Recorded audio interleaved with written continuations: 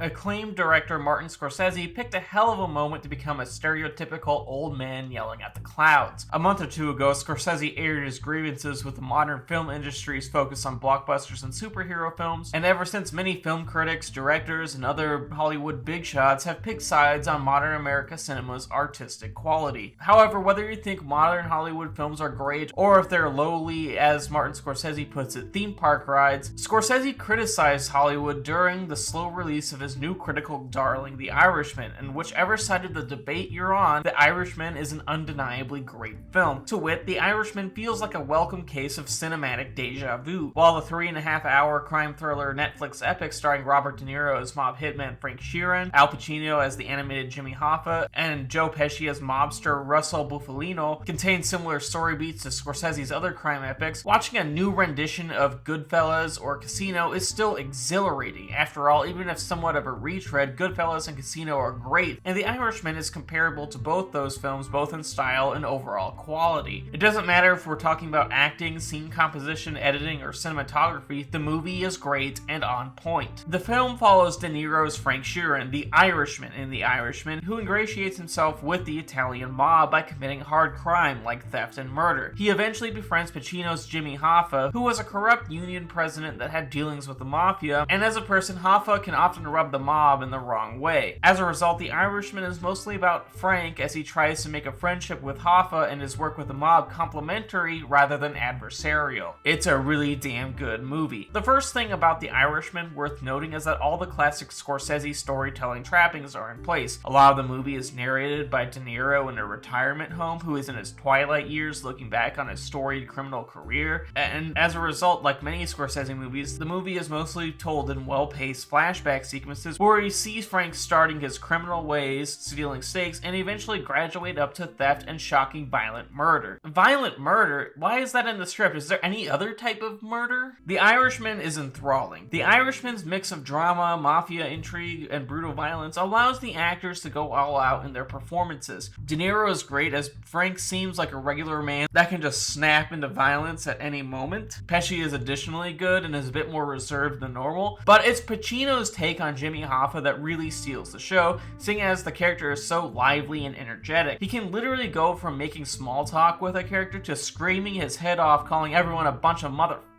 within the span of a few seconds. It's just great cinema, albeit streaming on Netflix. Admittedly, The Irishman's tendency to be similar to other Scorsese crime epics may turn some longtime viewers off this movie because they might wish to see Scorsese do something different and branch out. But for what it's worth, The Irishman as a film could only be directed by an older masterclass director like Scorsese. Where Taxi Driver, The Wolf of Wall Street, and Goodfellas contain younger main characters, the actors in The Irishman are old, even if the stellar makeup makes them look older. The Irishman is an older man's story, and is about a man reflecting on his life and career. And seeing as Scorsese is getting up there in years as well, he is doing the same here with this movie. Even after all these years, Scorsese is in a league of his own. His legacy is that of one of America's greatest filmmakers, even if he's a storied director with a grievance against the business side of the industry. Hey y'all, I'd just like to thank you for watching this video. If you liked it, please like, share, subscribe, comment, ring the bell, and for my very special patrons, I want to say thank you,